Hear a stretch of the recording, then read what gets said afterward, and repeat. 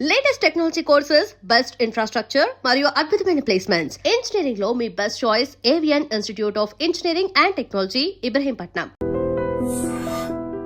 నమస్కారం, welcome to I dream. ధర్మ మార్గం విత్ విజిత కార్యక్రమానికి స్వాగతం. ప్రస్తుతం మనతో పాటు ఉన్నారు శ్రీ సంత్ సదానందగిరి 109 బాబా. ఇప్పుడు వారితో మాట్లాడి మరిన్ని విషయాలు తెలుసుకునే ప్రయత్నం చేద్దాం. నమస్కారం స్వామీజీ. హరి ఓం మంగళం. స్వామీజీ, భగవంతుణ్ణి ఆరాధించటమే మనశ్శాంతి కోసం అని చెప్పి కొంతమంది అంటుంటారు. కొంతమంది ఏమో కోరికలు తీరడం కోసమే ఆరాధిస్తుంటారు. కానీ భగవంతుని నమ్ముకుంటే ఖచ్చితంగా మీకు మనశ్శాంతి అనేది లభిస్తుంది. మీరు అనుకున్నవి కోరికల రూపంలో మీరు కోరుకోకపోయినా భగవంతుడు ఖచ్చితంగా నెరవేరుస్తాడు అని చెప్పి కొంతమంది చెప్తుంటారు. నిజంగా భగవంతుని నమ్మితే మనశ్శాంతి అనేది లభిస్తుందా? నమ్మితే నమ్మకపోవడం అనే ప్రశ్న లేదు. మొదలు పెట్టే ముందర ప్రార్థనతో మొదలు పెడతాం. యస్యాద్విరద వక్రాద్యాః పారిషద్యాః పరశతతం విఘ్నం నిఘ్నంతి సతతం విశ్వశ్రేణం తమాశ్రే శరదిందు వికాసమందహాసం స్ఫురదింది వరలోచనాభిరామం అరవింద సమాన సుందరాస్యాం అరవిందాసన సుందరీం ఉపాస్మహే. నారాయణ సమారంభం వ్యాసశంకర మధ్యమాం అస్మదాచార్య పర్యంతరాం వందే గురు పరంపరాం. ఓంకార పంజర సుఖీం ఉపనిషదుద్యాన వనకేడికలకంఠీం ఆగమన విపిన మయూరీం ఆర్యాం అంతర్విభావయే గౌరీం. మా గురుదేవులైన మహంతి హిమాలయ గిరిజీ మహారాజు వారి పాదపద్మములను మనస్సులో స్మరించుకొని, ఎవరు నమ్మినా ఎవరు నమ్మకపోయినా ఎవరు కొలిచినా కొలవకపోయినా పరమాత్మ అనబడేది ఒకటి ఉంది. దానికి విశ్వశక్తి అని ఒకడు పేరు పెట్టవచ్చు, అమ్మవారు అని ఒకడు పేరు పెట్టచ్చు, నారాయణుడు అని, శివుడు అని, అల్లా అని, జీసస్ అని. మన ఉన్న నాలెడ్జ్తో ఆయనకు ఆ పేర్లు పెట్టి పిలుస్తున్నామే కానీ అది నిరాకారము, నిర్వికల్పము, నిశ్చలము ఒకటి ఉంది. అది సృష్టించినాక నీ కర్మను బట్టి నువ్వు చేసేదాన్ని బట్టి నువ్వే ఫలితాలు పొందుతావు. నీకు నేను ఏమి ఇవ్వాలో నేను అది ఇస్తాను అని ఆయన ఇస్తూనే ఉంటాడు. అడిగితే దొరికేది కొంచెం, అడగకుండా అంటే వాళ్ళు ఏమి ఇవ్వాలనో అది ఇస్తారు. దేవుణ్ణి నాకు లాభం జరగాలి, నాకు శుభం జరగాలి అన్న టార్గెట్తో కాదు, నేను నీవైపోవాలి, నీవు నాలో నెలకొనాలి, ఉన్నావు నాలో అన్న పవిత్ర విశ్వాసత ఉన్నప్పుడు ఆ బహుదానుగ్రహం మన మీద ఇంకొంచెం ఎక్కువ ప్రసరిస్తుంది. మరి మనశ్శాంతి విషయానికి వస్తే స్వామీజీ, మనశ్శాంతి అంటే ఈ మానవుడే తనకు అనవసరమైనటి కోరుకొని తీరకపోతే ఆ మనశ్శాంతికి కష్టానికి లోనవుతున్నాడు. అప్పుడు నాకు శాంతి కావాలా అంటున్నాడు. శాంతంగానే ఉన్నాడు వీడు, కోరి అశాంతిని తెచ్చుకొని నాకు అశాంతిగా ఉంది, ఈ అశాంతి పోవాలా అనుకుంటున్నాడు. ప్రకృతిలో మమైకమై సాధారణంగా జీవిస్తూ ఉన్నప్పుడు వానికి ఏమీ లేదు. ఫస్ట్ జనరల్ నెససరీస్ రోటీ, కపడా ఆర్ మకాన్, ఈ మూడు దొరికితే చాలరా భగవంతుడా అనుకుంటాడు. కాస్త అవి దొరికినాక కంఫర్ట్స్ కావాలా అంటాడు. ఫ్యాను, డబుల్ బెడ్రూము, దానికోసం ఇంకా కష్టపడతాడు. 10 ఏళ్ళు 20 ఏళ్ళు కూడబెడతాడు, తెచ్చుకుంటాడు. ఇంకా అప్పుడు ఇంకా ఇంకా కోరికలు వస్తాయి. ఆ కోరికలు తీరితే సంతోషిస్తాడు, తీరకపోతే మనశ్శాంతి కరువైంది అంటాడు. ఇక్కడ వీడు చేసుకుంటున్నది సరే, కంఫర్ట్స్ అన్నీ సమకూరినాయి, అంతటితో తృప్తి పడ్డు, లగ్జరీస్కు పోతాడు. పార్టీలు పెట్టడం, ఖర్చులు చేయడం, ఎవడో మనవడి బర్త్డేకు 10 కోట్లు ఖర్చు పెట్టేసి గ్రాండ్గా చేయడం, లగ్జరీస్. దెన్ వాట్, ఇంకేం లేదు ఇంకా తర్వాత. ఎంతెంత వీడు తెచ్చుకుంటున్నాడో, ఏ దొంగలు ఎత్తుకుపోతారో, ఏ ట్యాక్స్ వాడు వస్తాడు, వీడు కోరి మనశ్శాంతిని వీడే పోగొట్టుకుంటున్నాడు తప్ప ఆయనేమి మనశ్శాంతి పోయే పరిస్థితి ఎక్కడా కల్పించలే. ఉన్నంతలో నాకు దొరికింది ఏదో దాంతో నేను తృప్తి పడతాను అనుకున్నాడు ప్రపంచంలో అందరికన్నా సుఖవంతుడైన జీవి. అది ఇడిచిపెట్టి నాకు ఇంకా కావాలా అనుకుంటుంటే దానికి అంతం లేదు. అక్కడే మనిషి అశాంతికి లోనవుతా ఉన్నాడు. మనిషి అశాంతికి పరమాత్ముడికి ఎంత మాత్రమూ సంబంధం ఉంది. స్వామీజీ ఇప్పుడు మీరు చెప్పారు. నిజమే అనిపిస్తోంది. నిజంగా కోరికలు అసలు కోరనేకూడదు భగవంతుణ్ణి. మేమే అతిగా ఆలోచిస్తున్నాం. అసలు ఆలోచించొద్దు. ఇది తప్పు అని అనుకున్నామే అనుకోండి. ఇంతటితో ఇది ఆగిపోతాయా అంటే ఆగిపోదు. ఖచ్చితంగా మళ్ళీ ఏదో ఒక ఆలోచన వస్తూనే ఉంటుంది. ఇవన్నీ అదుపులోకి ఎలా కరెక్ట్ మా తెచ్చుకోగలుగుతాం? పరమాత్ముడు ఏ జీవికి ఇయ్యనంతటి విచక్షణ జ్ఞానం మనకిచ్చాడు. ఆ! ఓ కోరిక పుట్టడం మానవుడికి సహజం. హ్మ్. కోరిక పుట్టినాక ఈ కోరికకు నేను అర్హున్నా కాదా? ఆ! ఇది నాకు చేతన అవుతుందా లేదా? నేను దీన్ని సాధించుకోగలనా లేదా? హ్మ్. ఈ ఒక్క క్షణం ఆలోచించి హ్మ్. ఈ నిర్ణయం తీసుకుంటే ఇంక వాడికి అశాంతి లేదు. హ్మ్. ఈ అక్కడ ఆలోచించడం లేదు మానవుడు. హ్మ్. తనకు శక్తికి మించిన కోరికలు కోరేసుకుంటాడు. అవును. కొంచెం కష్టపడతాడు. హ్మ్. ప్రయత్నిస్తే అది కూడా సాధించుకోవచ్చు. కానీ ఆ కష్టం కూడా పడకుండా నాకు అది రావాలా అనే మెంటాలిటీలోకి వచ్చేస్తా ఉంటారు మానవుడు. హ్మ్. అది వాని హద్దుకు మించిన కోరికలు. అవును. హద్దుకు మించింది అని తెలిసి కోరుకోవడం ఎందుకు? తీరలేదని బాధపడడం ఎందుకు? మేము చెప్పే పాయింట్ అది. హ్మ్. హ్మ్. అన్నీ మన చేతుల్లోనే ఉన్నాయి. ఆయన అంతా ఇక్కడికిచ్చి, ఇంత ప్రకృతినిచ్చి, ఇంత గాలినిచ్చి, అన్నీ ఇచ్చి ఇక్కడికి పంపాడు. హ్మ్. నువ్వు సక్రమంగా ఉండి రాపా అని. మీ తెలుగులో ఒక మంచి వర్డ్ ఉంది. ఏంటి స్వామి? చనిపోయినాడు అంటారు ఎవరైనా కాలం చేస్తే. అవును. ఎక్కడి నుంచో చనియన్, ఎక్కడికో పోయాను. వేదాంతమంతా ఆ చిన్న మాటలో ఉంది. హ్మ్. ఎక్ ఎక్కడ ప్రశ్న మొదలవుతుందంటే, ఎక్కడి నుంచి నేను వస్తున్నాను, మళ్ళీ ఎక్కడికి పోతున్నాను? ఆ! వేదాంతమంతా ఇంకా అదే మంది. సనాతన ధర్మంలో వేదాంతమంతా ఆ పాయింట్ మీదనే ఉంది. హ్మ్. ఇంకా ఋషులు ద్రష్టలు స్వర్గం ఉంది, నరకం ఉంది. ఇక్కడ మనం తప్పులు చేస్తే నరకంలో బాధలు పడతాం. మంచి చేస్తే సుఖంగా ఉంటాము. హ్మ్. ఇవన్నీ ఈ స్వర్గ సుఖాలు, నరక కష్టాలు 2 కూడా అతీతమైంది. మళ్ళీ అసలు ఈ జన్మ అనేది లేని జన్మరాహిత స్థితికి పోవాలా? అని వాళ్ళు ఆ కాలం నుంచి మనకు బోధించుకొని వస్తున్నారు. రాహిత్య స్థితి అంటే మోక్షమేనా స్వామీజీ? ఎలా సాధ్యపడుతుంది అది మానవులకి? మోక్షము అంటే న్యాయంగా చెప్పాలంటే విడుదల. హ్మ్. దేని నుంచి విడుదల? నువ్వే ఏర్పాటు చేసుకున్న పంజరం నుంచి నువ్వు విడుదల. హ్మ్. ఒక తమాషా కథ ఉంది. ఆ! ఎవరో ఒక ధనికుడు అట్లా షాపింగ్ అని పోతా ఉంటే పెద్ద చిలకలు అమ్మే షాప్ వచ్చింది.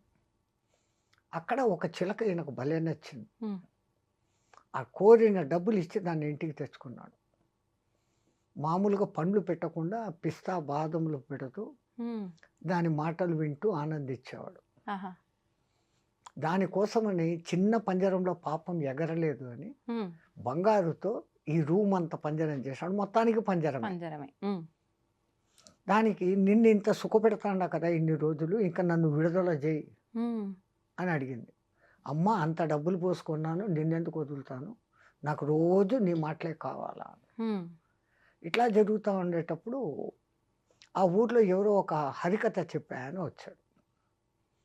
ఆ చిలకతో మార్నింగ్ 8కి మాట్లాడి 8-9 పలానా చోట ఒక మహానుభావుడు వచ్చి మంచి ఉపన్యాసం చెప్తున్నాడు, అక్కడికి పోతాన్నాను నేను. హ్మ్. నన్ను తీసుకెళ్ళకూడదా అనింది. చిలక ఆ, అంటుందా? హ్మ్. నేను వింటాను కదా అని. అంటే అమ్మో ఇంత పెద్ద పంజరాన్ని ఆడికి హ్మ్. తీసుకుంటాను. లేదు నీ భుజం మీద కూర్చొని వస్తానని. అమ్మ ఆశ కూర్చొని ఎగిరిపోతామనే నేను రాని. ఆ! సరే ఇటు రానీడని. సరే ఆయన ఏం చెప్పాడు అది నాకు వచ్చి చెప్పు. హ్మ్. భాగవత కథలు వింటేనే పుణ్యం. ఆయన ఏం చెప్పాడో నాకు వచ్చి సాయంత్రం నీ ఆఫీస్ పని అయినాక నాకు వచ్చి చెప్పాలి ఆ! కండిషన్. ఓకే. 10 డేస్ ఆయన ప్రవచనాలు హ్మ్. ఈయన రోజు సాయంత్రం చెప్తాను. ఈ చిలకకు అర్థమైంది. హ్మ్. ఆయన పరమ జ్ఞాని. ఆ! ఇంకా 11వ రోజు ఆయన ఉపన్యాసాలు పూర్తి అయిపోతాండే రేపు వెళ్ళిపోతాడు ఆయన. ఆహా! వెళ్ళిపోతాడు అన్నప్పుడు ఇంకా చిలక నీకు రోజు చెప్పేసాను ఆయన చెప్పిందంతా, హ్మ్. రేపు ఆయన జై శ్రీరామ్ అని వెళ్ళిపోతా అన్నాడు. హ్మ్. సరే ఈ పొద్దు నువ్వు సత్సంగంలోకి పోయినప్పుడు హ్మ్.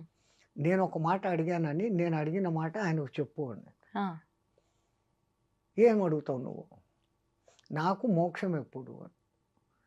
ఈయన అనుకున్నాడు మోక్షం అంటే ఇది సత్యనాకు మోక్షానికి పోవాలా అని. ఆహా నీకు ఎంత మంచి జ్ఞానం ఉంది ఆయన తప్పనిసరిగా అడుగుతాను. ఆ! ఆయన కథ అంతా చెప్పి ఇంకా బ్యాగ్ గీగ్ సర్దుకుంటా అంటే ఈయన పెద్ద కోటీశ్వరుడు కదా. ఆ రూమ్లోకి ట్యాప్ కొట్టి నేను పలానా వాడు వచ్చాను అని చెప్తే ఆయన లోపలికి రాప్ప ఏం సంగతి. హ్మ్. మా చిలక మిమ్మల్ని ఒకటి అడగమనింది. హ్మ్. చిలక అడగమనిందా? ఎప్పుడు ఏమి అసలు మీ ఇంట్లో ఎట్లా ఉందా? నాకు ఇట్లా నచ్చింది కొన్ని తెచ్చుకున్నాను. దాన్ని ఎక్కడ పెట్టినావు? బంగారు పంజరం చేసినాను దానికి. ఫ్రీగా తిరిగేదానికి రూమ్ అంతా పంజరం చేసి పెట్టినాను. ఆహా! ఏం అడిగిందండి? నాకు మోక్షం ఎప్పుడు అని అడిగింది. అడిగిందా అని కింద పడిపోయినాడు ఈయన. ఎందుకు పడిపోయాడు? ఈయన చూస్తే కదలికలు లేవు, చచ్చిపోయాడు. ఈ రూమ్లోకి నేనే ఉన్నాను, నన్ను ఎక్కడ ఎవరేమంటారు అని వీడు పరిగెత్తుకుంటా ఇంటికి వచ్చేసాడు. ఇంటికి రాగానే చిలక ఆత్రంగా అడిగింది. అడిగావా? ఆయన ఏం సమాధానం చెప్పినాడు? నీ ముఖం అడిగాను, నువ్వు ఏం ప్రశ్న అడిగావు? ఆ మాట అనగానే ఆయన కింద పడి చచ్చిపోయినాడు. ఆయన చచ్చిపోయినాడా అని అది కింద పడిపోయాడు. ఇది ఏమి కర్మరా? ఇది ఎక్కడ మోక్షము? ఈ అడగడం ఏంది? వాడు చావడం ఏంది? వాడు చచ్చినాడంటే ఇది చావడం ఏంది? ఇంత అద్భుతమైన చిలక అని పంజరం తీసుకొని లోపలికి పోయి దాన్ని బయటికి తీసుకొని వచ్చి నీళ్లు చల్లినాడు. నీళ్లు చల్లగానే పట్టని లేసి ఎగిరిపోయింది. ఆ గురువు గారు ఈ చిలక భావం అర్థం చేసుకున్నాడు. నన్ను పంజరంలో పెట్టినాడు, ఈ పంజరం నుంచి నాకు మోక్షం ఎప్పుడు, విడుదల ఎప్పుడు అని అడిగింది అది. వస్తే చిలక చచ్చినట్లు నటించు, వాడు బయటికి తీస్తాడు, నువ్వు ఎగిరిపో అనే సింబాలిజాన్ని ఆయన అక్కడ పడిపోయినట్లు నటించాడు. మహాజ్ఞానులు ఆ స్థాయిలో ఉంటారు. ఆ చిలక చెప్పిన దానికి ఆయనకు వెంటనే అర్థమైపోయింది. దాన్ని ఇంకా ఇడిచిపెట్టు అంటే ఈడు ఇడిచిపెట్టాడు. ఇంకా టెక్నిక్గా చెప్పాలంటే ఇదర్ సే ఘాత్ గుమానా హై, మక్కన్ నికాల్నా హై తో ఉంగ్లీ తేడి కన్నా హై అంటారు. ఆయన దానికి అర్థమయ్యేటట్టు ఇంక ఈయన ఎట్లా పోయి చెప్తాడు ఆయన పడిపోయి చచ్చిపోయాడు అని. అంటే నువ్వు అట్లా చచ్చినట్లు పడితే నువ్వు బయటికి పోతావు అని. కొంతమందికి విడుదల అంటే అటువంటి విడుదల. కానీ ఋషులు మునులు మన సనాతన ధర్మం నమ్మేది ఎప్పటికైనా కానీ ఈ పునరపి జననం పునరపి చక్రంలో వద్దు. ఆ సంచితపు మూటను మోయలేకపోతాండాం, ఆగామిని నిలబెట్టలేకపోతాండాం, ఈ ప్రారంధాన్ని అనుభవిస్తూనే ఉన్నాము. ఈ ప్రారంధమును సక్రమంగా అనుభవిస్తూ ఆగామిని నిలబెట్టవచ్చు తప్పులు చేయకుండా. నువ్వు మంచిగా ఉండి దాన ధర్మాలు, యజ్ఞయాగాదులు, పుణ్యకార్యాలు చేస్తుంటే సంచితం ఆటోమేటిక్గా తగ్గుతుంది. ఈ జన్మకు కాకుంటే మళ్ళీ ఛాన్స్ ఇస్తాడు, ఇంకో జన్మ. ఆ సంచితపు మూట పూర్తిగా తగ్గిపోయింది అంటే ఆగామి లేదు, సంచితం లేదు. జై శ్రీరామ్. పునర్జన్మ ఉంటుందా స్వామీజీ? 100%. మళ్ళీ మానవ జన్మే ఉంటుంది అనొచ్చా? అది మానవుడిగా ఉండొచ్చు, ఇంకోటిగా ఉండొచ్చు. కోట్లలో ఒకళ్ళకి పూర్వజన్మ స్మృతి అనేది వస్తుంది. ఒకవేళ పరమాత్ముడు మనకు పూర్వజన్మలు, రాబోయే జన్మలు ఒక్కొక్క 2 జన్మలు చూపించాడంటే చాలు, మనం ఈ వర్తమాన జన్మను బతకలేము. ఎందుకంటే అయ్యో నేను అట్లుంటున్నా ఇట్లుంటున్నా ఆ జన్మల్లో అని దాని గురించి ఆలోచన చేస్తూ రాబోయే జన్మలు ఇట్లుంటాయా అనుకుంటూ ఈ ఉన్న వర్తమానాన్ని పాడు చేసుకుంటాం. అందుకని పరమాత్ముడు ఆ మరుపు అనేది ఇచ్చాడు. ఎక్కడో ఒక చోట ఈ పునర్జన్మలు లేవు, మీదంతా ఏం సంస్కృతి అనే ఆ ఇంగ్లీష్ వాళ్ళకే ఎన్నో రుజువులు దొరికాయి. ఎన్నో చోట్ల ఆ 6 ఏళ్ళ అమ్మాయి నేను ఫలానా అని వాళ్ళకి ఎవరికి తెలియని భాష మాట్లాడుతా ఉంటే అసలు ఆ భాష ఏంటో అర్థం కాక అల్లాడిపోయి 6-7 నెలల తర్వాత ఎవరో ఆ భాష తెలుసున్నాడు కనపడి ఈమె ఈ భాష మాట్లాడుతుంది అని ఆయన ఆ డీటెయిల్స్ కనుక్కుంటే నా ఊరు ఫలానా, నా దేశం ఫలానా అని ఆయన చెప్తే అది నిజమా కాదా అని పోయి ఎంక్వైరీ చేస్తే అది నిజమని తెలియదు. వాళ్ళనందరినీ గుర్తుపెట్టింది, గుర్తుపట్టాడు పిల్లవాడు. ఇంకో పిల్లవాడి కేసు తనను చంపిన వాడిని పోలీసు వాళ్ళ దగ్గరకు వచ్చి ఈడే నన్ను చంపింది అని చూపించాడు. నువ్వు బతికే ఉండవు కదరా, నువ్వు పిల్లోడివి, వాడిని చంపావంటే పూర్వజన్మలో నేను ఫలానా ఊర్లో ఉన్నప్పుడు ఈ వీడు చంపాడు, ఈ ఊరికి పొద్దు వచ్చాడు, నేను ఇక్కడ పుట్టి ఉన్నాను. It is recorded. వాడు చెప్పిన ప్రతి ఒక్క డీటెయిల్ కరెక్ట్. ఆ ఊరికి తీసుకెళ్లారు, ఆ ఊర్లో ఎవడు హత్యకు గురి కాబడ్డాడు, చంపినోడు ఎవడు, వాడి గుర్తులు అన్నీ ఉండే అదే ముఖము అదే గుర్తులతో వీడు ఉన్నాడు. అయితే ఓన్లీ పూర్వజన్మ వాసనలకు సంబంధించి స్మృతులు గుర్తుండడం వరకేనా? లేదు అని అంటే చాలా మంది అవి అట్లా ఉండబట్టి ఎంతో మంది మామూలుగా ఉన్న వ్యక్తి సడన్ గా ఆల్ ఆఫ్ ఏ సడన్ మహానుభావుడుగా మారిపోతాడు. రమణ మహర్షి 12 ఏళ్ల వరకు మామూలు విద్యార్థిగానే ఉన్నాడు. అక్కడ అందరూ తిరువన్నామలై అని అంటారే తప్ప అరుణాచలం అని ఎవడు పిలవడు. ఆ పర్టికులర్ డే ఈయనలో ఆ లైట్ వెలిగేదానికి హ్మ్. ఎవరో ఒక ఆయన సంచి పట్టుకొని వస్తా అంటే నువ్వు ఎక్కడి నుంచి వస్తాండవు మామ అని ఈయన అడిగాడు. హ్మ్. నాన్ అరుణాచలం పోయిட்டு వందడా అన్నాడు. ఆ! తిరువన్నామలై అనలే. ఆహా! అరుణాచలం అన్న ఒక్క శబ్దం మా మహానుభావుడికి వినపడంగానే నా డెస్టినేషన్ అది కదా, నేను ఎందుకు ఇక్కడ ఉన్నానని వీడు పోతున్నాడు వెతకద్దండి ఆ పొద్దే పేరు మొత్తం వదిలిపెట్టేస్తాడు. 12 ఏళ్ల వయసులో అట్లా రాయగలరా? లేదు. సో ఆయనకు ఆ పూర్వజన్మ ఆ స్మృతి 90% సాధన చేసి పరిపక్వమైనాడు. హ్మ్. హ్మ్. ఆ బ్యాలెన్స్ 10% మిగిలింది ఈ జన్మ ఇచ్చాడు. హ్మ్. దాన్ని ఆయన సార్థకం చేసుకొని భగవాన్ రమణ మహర్షి అయిపోయినాడు. స్వామీజీ, ఇప్పుడు మనం అందరం కూడా దైవం విషయంలో ఆయనతో కృతజ్ఞతా భావంతో ఉండాలా? మనకింతటి జన్మ ఇచ్చి, మనం ఇలాంటి పాపం చేసినా, పుణ్యం చేసినా, ఏం చేసినా దాన్ని తరిగించుకొని అంటే మనం దాన్ని తగ్గించుకొని మోక్షం పొందడం కోసం ఒక మంచి అవకాశం ఇచ్చాడు అని చెప్పి కృతజ్ఞత తెలుపుకునేటట్టుగా ఉండాలా? లేదు అంటే మనం చేసే తప్పులకు ఆయన విషయంలో భయపడుతూ ఉండాలా ఎంతసేపు? ఎలా ఉండాలి? ఓ తండ్రి దగ్గర బిడ్డలు ఏమన్నా తల్లి దగ్గర బిడ్డలు భయపడతారా? లేదు. సేమ్. హ్మ్. ఆయనది అన్కండిషనల్ తల్లి ప్రేమ ఎట్లనో దానికి మించిన ప్రేమ. హ్మ్. ఆయన అని అంటున్నాం, అది అనాల న్యాయంగా అయితే. హ్మ్. ఇది నా స్త్రీ నా పురుష నా నపుంసక హ్మ్. సమ్ సూపర్ పవర్, దాన్ని మనం పరబ్రహ్మ అన్నాం మన హ్మ్. హ్మ్. సనాతన ధర్మం. ఆ! అది ఒకటి ఉంది. ఆయన ఆ ఇచ్చిన విచక్షణతో నువ్వు మంచిగానే ఉండిపోతావంటే హ్మ్. నీకు ఈ సమస్యలే రావు. హ్మ్. రెండవది, ఆయన దగ్గరికి పోయి మనం కోరికలను అడగడం అనేది వేస్ట్. హ్మ్. ఎందుకంటే నేను ఇంతకు ముందే చెప్పిన, ఓ కబ్ అవును. దేగా తబ్ దేగా కిత్నా దేగా ఉత్నా దేగా కహా దేగా వహా దేగా కైసా దేగా వైసా దేగా. హ్మ్. సిరితా వచ్చిన వచ్చును నారికేళంబుల జలంబులు పోలే సిరితా పోయిన పోవును కరిమింగిన వెలగపండు పూలే అని మీకు ఒక పద్యం ఉంది. అవును. టెంకాయని ఒక దినం కోస్తే దాంట్లో నీళ్లుండు, హ్మ్. రెండో దినం కోయండి ఫుల్గా నీళ్లు ఉంటాయి. హ్మ్. ఎవడు ఎక్కడి నుంచి దానికి ఆ నీళ్లు అందిస్తున్నాడో వస్తే ఆయన కరుణ ఉంటే అట్లా వచ్చేస్తుంది. హ్మ్. నీ దరిద్రం ఉంటే ఏనుగు మింగిన వెలగపండు లాగపోతుంది. ఏనుగు ఎలగపండు అట్లే మింగేస్తుంది, హా! టట్టీలో అట్లే వదిలేస్తుంది. హ్మ్. కాయ కాయగానే ఉంటుంది, కానీ పగల కొడితే లోపల గుజ్జు ఉండదు. హ్మ్. ఏనుగు మెటబాలిజము ఆ గు ఆ ఎలగపండుకు తొడిమె దగ్గర గ్యాప్ ఉంటుంది. అవును. అవును. ఆ తన పొట్టలో జరిగే ఒక ఒత్తిడితో ఆ వేడికి హ్మ్. ఆ లోపల గుజ్జు ఆ తొడిమెను పుష్ చేసేసుకొని బయటకు వచ్చేస్తుంది. బయటికొచ్చేస్తుందా? కాయ ఆ! కాయగా ఓహ్! అది అట్లా. ఓకే. హుహుహు. స్వామీజీ, ఇప్పుడు అసలు కోరికలు లేని స్థితే ఉండాలి అని చెప్పన్నాము. మనం చేసుకున్న సంచిత కర్మలు ఇవన్నీ కూడా తొలగించుకునే అవకాశం మన చేతిలో ఉంది అనుకున్నాము. కానీ ప్రస్తుత రోజుల్లో ప్రతి ఒక్కరు మనం ఇలాంటివి ఎన్ని మాట్లాడుకున్నా కూడా ఈ కర్మ లేదు, ఏమీ లేదు, ఇవన్నీ ఏది లేదు అని చెప్పి డబ్బు, డబ్బు వెనకాలే పరిగెడుతున్నారు. ఎంతసేపు మనం ఎంత సంపాదించాము, ఎంత కూడబెట్టుకున్నాము అనేదే తప్ప ఇది ఏ మార్గంలో సంపాదిస్తున్నాము అనే ఆలోచన చాలా మందిలో లేదు. నిజంగా ఇలా దుర్మార్గంగా సంపాదించే వాళ్ళు దైవానికి భయపడుతూ ఉండాలి అంటారా? మనం వాళ్ళను భయపడుతూ ఉండు అని చెప్పాల్సిన పని కూడా లేదు. హ్మ్. మొన్న ఒకసారి కడతాల్లో స్వామినారాయణ అధ్యక్షుల వారు వచ్చారు అక్కడికి. హ్మ్. స్వామినారాయణ సంస్థ చాలా పెద్దది. ఆ అధ్యక్షుల వారు ఏదో పని మీద పోతూ హైదరాబాద్లో వీళ్ళ పిలుపుని ఆహ్వానించి వచ్చారు. హ్మ్. ఆయన వచ్చి రాగానే ఆయన హిందీలో చెప్తూ ఉంటే వేరే వాళ్ళు ట్రాన్స్లేట్ తెలుగులోకి చేశారు. హ్మ్. మీలో ఎవరైనా పోయేటప్పుడు ₹1 తీసుకొని పోతారా? వాళ్ళు చేతులు ఎత్తండి అన్నాడు. హ్మ్. 30,40 వేల మంది కూర్చొని ఉన్నారు. ఒక్కడు చెయ్యి పైకెత్తాలి. హ్మ్. సో ఎవ్రీబడీ నోస్ పోయేటప్పుడు మనము ఏమి తీసుకెళ్ళం. అది మీ తెలుగులో ఉంది. అవును. వచ్చేటప్పుడు పుట్టినప్పుడు బట్ట కట్టలేదు, పోయేటప్పుడు వెంట రాదు అని ఎవడో సినిమా పాట పాడతాడు. అవును. తో ఆ మహాత్మ లేఖర్ కూర్చున్నాయి. మనం చేతిలో తీసుకొని ఏమీ రాలేదు. హ్మ్.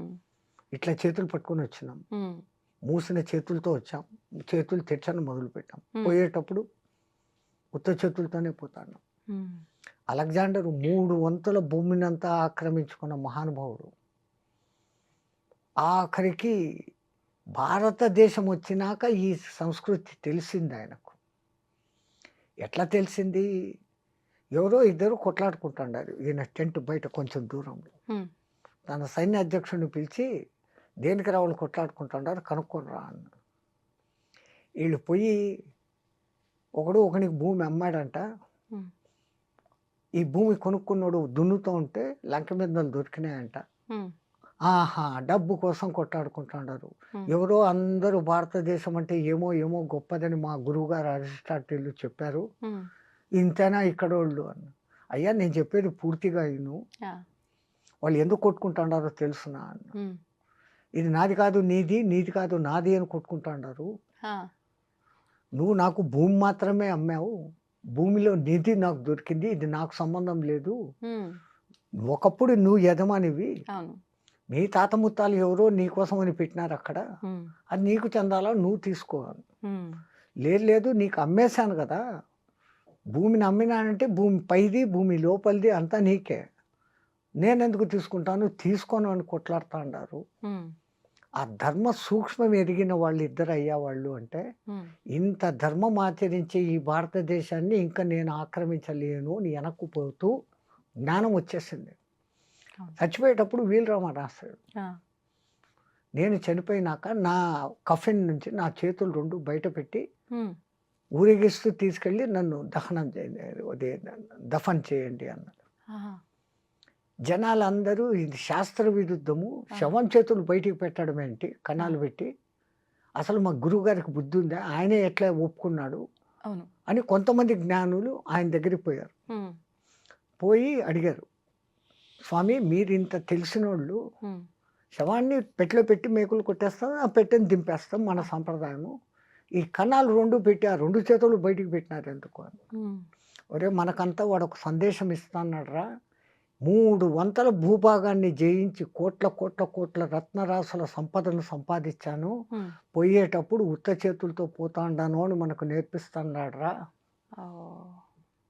అది చూసి మనం నేర్చుకోవాలి. హ్మ్. వాడంత క్రూరుడైనప్పటికీ ఆఖరిన వానికి జ్ఞానం కలిగింది. ఈ భూమి అట్లాడిది హ్మ్. అని మన భరత భూమిని వాళ్ళు మెచ్చుకున్నారు. అటువంటి దేశంలో మనం పుట్టి, అవును. మనం కూడా ఇప్పుడు అదే పని చేస్తున్నాం. హ్మ్. డబ్బు, డబ్బు, డబ్బు. డబ్బు. అవును. గబ్బు, గబ్బు, గబ్బు. హ్మ్. ఒకప్పుడు గుండె డబ్బు, డబ్బు, లబ్బు, డబ్బు అని కొట్టుకునేది. ఇప్పుడు డబ్బు, డబ్బు డబ్బు అని డబ్బు అని. కొట్టుకుంటాంది. అవును. స్వామీజీ ఇప్పుడు ఈ పుట్టుక, మరణం 2 కూడా భగవంతుడి సృష్టి. ఆయన సృష్టించిన ఈ సృష్టినే మనిషి పుట్టినా సరే, చనిపోయినా సరే కొన్ని రోజుల పాటు అది మైల అని చెప్పి, మనం ఏ కార్యక్రమాలు పడితే ఆ కార్యక్రమాలు చేయకూడదని చెప్పి ఇలాంటి కొన్ని కండిషన్స్ ఉన్నాయి. ఇవన్నీ ఎందుకంటారు? అసలు మనిషి చనిపోయిన వెంటనే తల దగ్గర దీపం పెట్టమంటారు. హ్మ్. ఇంకా ఎందుకని? అక్కడి నుంచి మొదలవుతున్నాయి ఆ కార్యక్రమాలు. ఆ వాడు చచ్చిన తరువాత వాని పేరు పెట్టి పిలవరు. హ్మ్. బాడీని తీసుకుపోతాం తొందరగా. అవును. ఎత్తేయండి, ఎత్తేయండి సాయంత్రం అయితాంది. అవును. ఆ కాలంలో చనిపోయినాడు అంటే రాత్రి సూర్యాస్తమయ్యేంత లోపల హ్మ్. దహనమో, ఖననమో వాళ్ళ సాంప్రదాయం ఏదో అది చేసేసేవాళ్ళు. ఆహా! ఇప్పుడు మీకు ఈ ఐసు టెక్నాలజీలు వచ్చినాక బాక్స్‌లో పెట్టి ఆ చచ్చినోడిని కూడా హ్మ్. మనశ్శాంతి లేకుండా. హ్మ్. చచ్చినోడికి కూడా మనశ్శాంతి లేదు. ఆ ఐస్‌లో పెట్టి ఉబ్బిపోయేంత వరకు 5, 6 రోజులు పెట్టి హ్మ్. ఎవడో రావాలా, ఎవడో చూడాలా అని చేస్తాడు. హ్మ్. ఇన్నాళ్ళు ఈ చిలకల ఈ పంజరంలో ఉండింది. దానికి ఆ మర్యాద ఇయ్యాలా అనేది మర్చిపోతాండారు. హ్మ్. పంచప్రాణాలు, పంచ ఉప ప్రాణాలలో ధనుంజయ వాయువు మట్టుకు ఇంకా లోపల ఆశగా ఉంటుందంట. ఆహా! నా మిత్రులు 9 మంది బయటికెళ్ళిపోయారు. ప్రాణ, అపాన, వ్యాన, ఉదాన సమానాలు, నాగ, కూర్మ, కృకుర, దేవదత్తలు. హ్మ్. ధనుంజయ మట్టుకు ఇక్కడనే ఉంటాడంట. ఆహా! అదెప్పుడు ఆ వెళ్ళిపోతుంది? మిత్రుడు వస్తాడని. హ్మ్. ఈ దహనం చేసినప్పుడు ఆ కర్ర నీలుక్కుంటున్నప్పుడు కాపరి తల మీద ఒకటి వేస్తాడు. ఆహా! పట్టుమంటుంది. అప్పుడు ధనంజయ బాబు వెళ్ళిపోతుందంట. ఓహ్!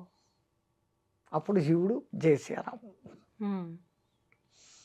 అట్లా ఇప్పుడు పితృదేవ కార్యాలు హ్మ్. నెలకొకసారి పిండాలు పెట్టాలా? అవును. అవును.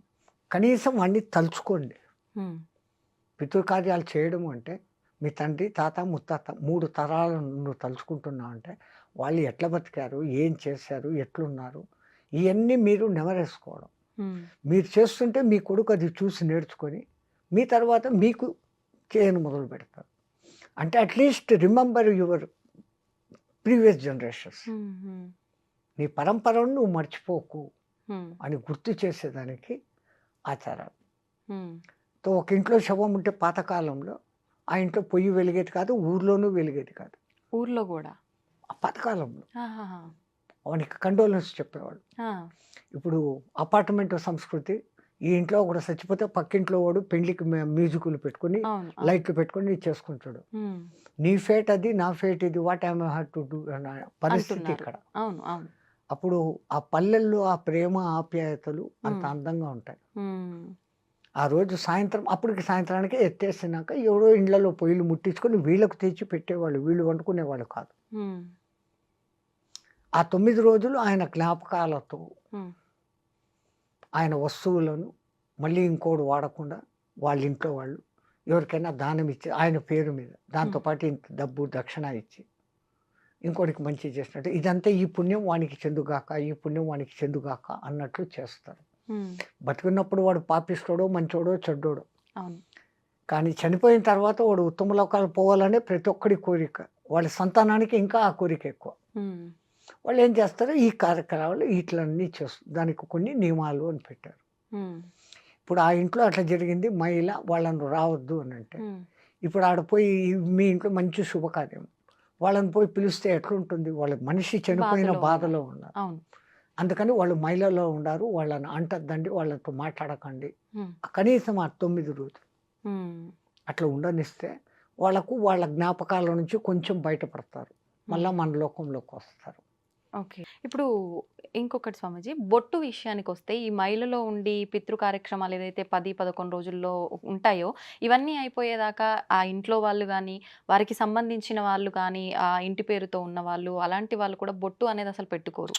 ఎందుకని అలా? అది తప్పు. అది ఉమ్, ఎవడో మధ్యంతలో వచ్చిన శాస్త్రాలు. ఇంట్లో దీపమే పెట్టకూడదు ఆ, సంవత్సరం దాకా, దీపం గుళ్ళకు పెట్టకూడదు. పోకూడదు. అవును.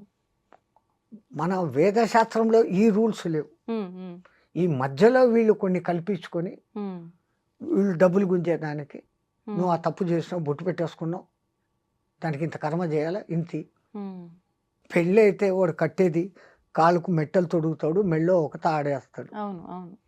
దానికి ముందు పుట్టినప్పటి నుంచి నువ్వు పూలు పెట్టుకుంటా ఉండావు, బొట్టు పెట్టుకుంటా ఉండావు, అలంకరించుకుంటా ఉండావు, ఉమ్, రంగు వస్త్రాలు వేసుకుంటా ఉండావు. ఉమ్, వాడు అవన్నీ పెట్టి నిన్ను మొదటి నుంచి నీ మొగుడు ఎవడో వాడు పుట్టినప్పటి నుంచి నీకు ఇవన్నీ చేయలేదే. చేయలేదు. పుట్టిన బిడ్డకే, ఆడబిడ్డ పుట్టంగానే దానికి ఇంత చుక్క బొట్టు పెట్టి, కాళ్ళకు కడియాలు పెట్టి, చేతులకు గాజులు ఇచ్చి, అవును. అదేమో ఇది గుంగొట్టు పట్టీలు. పట్టీలు వేసి ఎంత తల్లిదండ్రులు అవును ఆనందిస్తారు. అవును.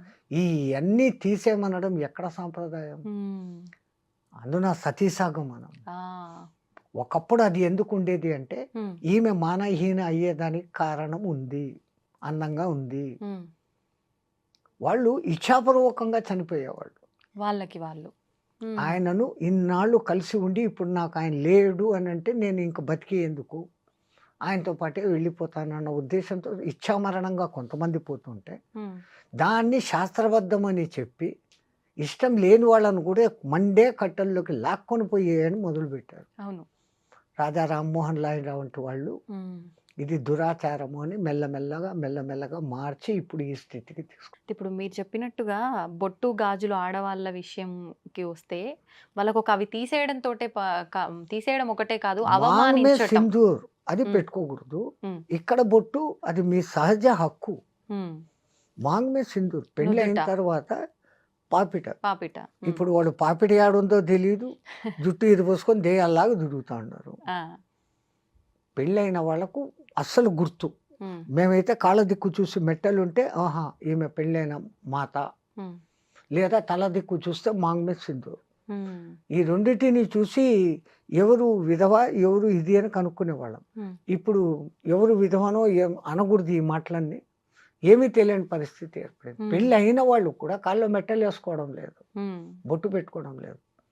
భూదత్తం తెచ్చి చూస్తే దాంట్లో కనపడుతుంది అంత గిద్దు చిన్నది నల్లగా, అదెంత గమ్ము, అది స్టైల్. పెట్టుకుంటా ఉండరు. ఉమ్, స్టిక్కరా బక్కరా అది స్టిక్కర్స్. పెట్టుకుంటా ఉండరు. ఆ, ఎప్పుడైతే పసుపును నిమ్మరసంలో నానేసి తీసి తర్వాత కొంచెం పటిక వేసి కలిపి వచ్చే అసలైన కుంకుమ, ఉమ్, అది ఇక్కడ త్రిపుటి దగ్గర పెట్టుకుంటే ఆజ్ఞా చక్రం ఉత్తేజితమవుతుంది.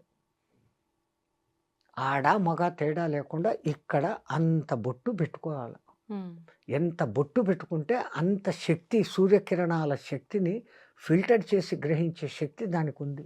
ఉమ్, ఇప్పుడు ఏందేందో రంగురంగుల నానాకము అయిన యూనో డిజైన్ టిక్కర్లు, దానికి ఒక గజ్జలు, ఉమ్, దరిద్రం. ఒళ్ళు పాడేదాన్ని. స్కిన్ అక్కడ ఏమవుతుందో మీరు గమనించండి. అవును అవును కొన్నాళ్ళు పెట్టుకున్నాక there will be a mark.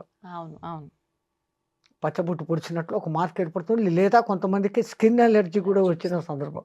అవును స్వామిజీ. అది ఇది పెట్టుకుంటే వచ్చిందని వాళ్ళకు తెలియదు. ఉమ్, అది టోటల్ బాడీకి స్ప్రెడ్ అయిపోయి మొత్తం బాడీనే పోతుంది, ఉమ్, సర్వనాశనమే. మన పూర్వీకులు ఏది పెట్టినా కానీ దాని వెనకలే. ఇప్పుడు ఆ మంచి బొట్టు అటువంటి కుంకుమతో పెట్టుకుంటే అది స్కిన్కు ఎఫెక్ట్ చేయదు, మంచి చేస్తుంది తప్ప చెడు చేయదు. ఉమ్, కడిగేస్తే పోతుంది. ఆ, ఇప్పుడు వస్తున్నట్టు ఈ రంగురంగులు ఏంటి అంటే వస్తున్నాయి, ఉమ్, కడిగితే ఫోన్ కూడా పోయి సావదు. ఉమ్. చాలా మంది ఈ మధ్య కాలంలో దుష్ట ప్రయోగాలు అని చెప్పి, చేతబళ్ళు అని చెప్పి, ఇలాంటివి చేస్తుంటాము అని చెప్పి, కొంతమంది మీకు ఇది చేశారు, అది చేశారు, మీ మీద ప్రయోగం చేశారు అని చెప్పి, డబ్బు రాబట్టడం కోసం ఇవన్నీ చేస్తున్నారు అని చెప్పవచ్చా? కొంతమంది నిజంగానే మేము ఇబ్బంది పడుతున్నాము, మాకు నిజంగానే ఎవరో చేశారు, మేము బాగుంటున్నామని ఓర్చుకోలేక ఇలాంటివి చెప్తుంటారు. నిజంగా ఈ చేతబళ్ళు, ప్రయోగాలు ఇలాంటివి ఉంటాయా? డబ్బు కోసం ఆడే ఆటలు అనుకోవచ్చా స్వామి? జబ్ భగవాన్ హై తో భూత్ భీ హై. దేవుడు ఉన్నాడంటే దెయ్యము ఉంది. ఉమ్, ఒకప్పుడు ఉమ్, ఎప్పుడైతే ఈ కరెంట్ వచ్చిందో అప్పుడు ఈ శక్తులన్నీ ఎగిరిపోయినాయి. ఉమ్, అది లైట్లో ఉండలేవు. ఆహా, అంత స్థాయి మంత్రం తెలిసినోడు ఇప్పుడు ఎవడు లేడు. ఉమ్, చేస్తున్నారు వామాచార పూజలు అని, అవును.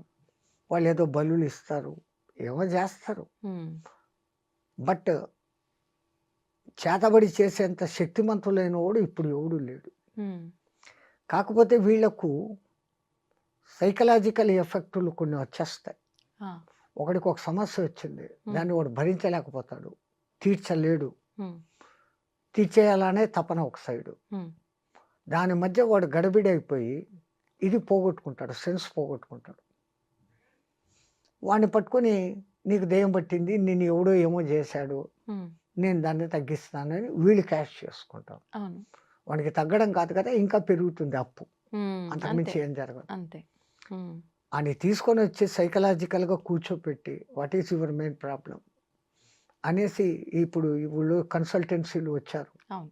వాళ్ళు కూర్చోపెట్టే సమస్యకు వాడి చేతనే ఆ అసలు సమస్య ఏందో బయటికి తెప్పించేస్తారు. ఉమ్, అది బయటకు వచ్చేసినాక ఇది కాదప్ప దీనికి ఇట్లా సొల్యూషను ఉమ్, అని చెప్తే he will be rectified, all right, సరిపోతుంది. ఉమ్, ఇల్యూషన్ అమ్మా, ఆ, సగం మంది ఇల్యూషన్లో ఉన్నారు. అవును అవును. ఉమ్, వాడికి ఏదో కాలు నొప్పి వచ్చింది, ఇంకోటి ఎవడో కోపంగా చూశాడు, వాడు చూశాడు ఏమో నాకు చేశాడు, ఉమ్, ఈ భావన ఒక్కసారి వచ్చిందంటే అది పెరుగుతూ పోతుంది. ఆ, అది ఇల్యూషన్గా మారిపోయి ఉమ్, నాకు వాడు ఏమో చేశాడు, అంతే. చేతబడి రాతబడి ఏందోబడి. ఉమ్, ఒకప్పుడు ఉన్నాయి ఎప్పుడు, ఉమ్, అప్పుడు ఈ విద్యుత్ వెలుగులు లేవు, అవి వచ్చినాక అవి ఉండేదానికి అవకాశం లేదు. ఉమ్. కొంతమంది ఈ మధ్య కాలంలో ఇప్పుడు వచ్చిన ప్రళయాలు ఇవన్నీ వచ్చిన తర్వాత 2025లో ఈ చేతబడులు ఇలాంటివి, చిల్లంగి, బాణమతి ఇలాంటి యొక్క ప్రయోగాలు ఎక్కువగా అయ్యే అవకాశం కనిపిస్తోంది రాబోయే ఉగాది తర్వాత వచ్చే సంవత్సరంలో అని చెప్పి అనడం జరిగింది. నిజంగా అలాంటివి వచ్చే అవకాశం ఉందంటారా స్వామీజీ? మీ తెలంగాణ ఏరియాలో అయితే ఈ విద్య లేని చోట, వెనకబడిన చోట ఉమ్, ఉమ్, ఈ ఆదివాసీలు వాళ్ళు ఆ పాత పిచ్చి నమ్మకాలలోనే ఉన్నారు. ఉమ్, ఆ పలానా కాయలు వాడు వెళ్ళే దారిలో వేస్తే ఇదైపోతుంది, ఆ, వాడి కాళ్ళ కింద మట్టి తెస్తే ఏమో అవుతుంది, అదే. సంథింగ్ అనేసి చేసే మంత్రగాళ్ళు ఉన్నారు. ఉమ్, ఉమ్, అవి 100 to 100% వర్కౌట్ కావు. ఉమ్, వాడి మైండ్ డిస్టర్బ్ చేస్తారు అంతవరకే, ఆ, ఒక లెవెల్కి. బట్ అవతల వాడు కొంచెం స్ట్రాంగ్గా ఉండి what is this, how it is happening for me అని ఒక్కసారి క్వశ్చన్ చేసుకుంటే వాడంతా వాడే దాంట్లో నుంచి బయటకు వచ్చేస్తాడు. ఉమ్, యాక్చువల్ థింగ్ అంత పవర్ఫుల్ మంత్రాలు ఆ సాధనలు చేయగలిగిన వాళ్ళు లేరు. ఉమ్, దానికంతా ఆ, ఇప్పుడు వరుణ యజ్ఞపాలు చేయాలంటే నీళ్ల కుండంలో కూర్చొని చేస్తారు, ఇంతవరకు లోతు నీళ్ళల్లో. ఆహా, అది వరుణ జపానికే అంత కఠినమైనవి ఉంటాయి. ఈ ఓకే. దుష్టదానికి ఇంకా ఇంకా కఠినమైన పద్ధతులు ఉంటాయి.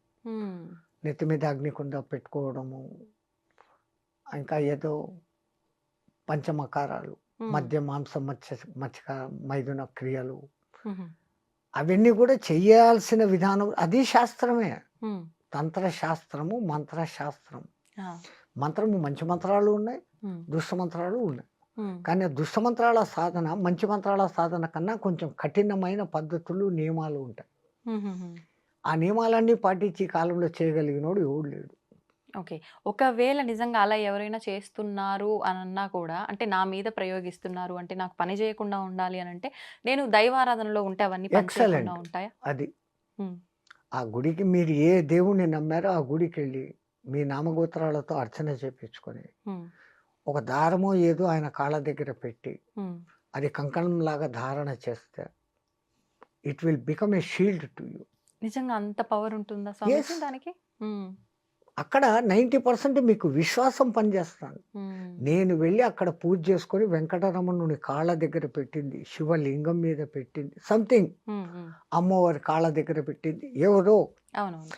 అక్కడి నుంచి పెట్టి పూజారి ఇచ్చాడు, ఇది నేను వేసుకున్నా, అది నన్ను ఏం చేయదు. ఉమ్, ఆటోమేటిక్గా మీలో కాన్ఫిడెన్స్ పెరిగిపోయింది కదా. ఉమ్, అంతా మన ఏవా కారణం బంధమోక్షయో అని మన పెద్దోళ్ళు ముందే చెప్పారు తల్లి. Um. Everything depends on your way of thinking. ఆ, నీ ఆలోచన సరళిని బట్టి.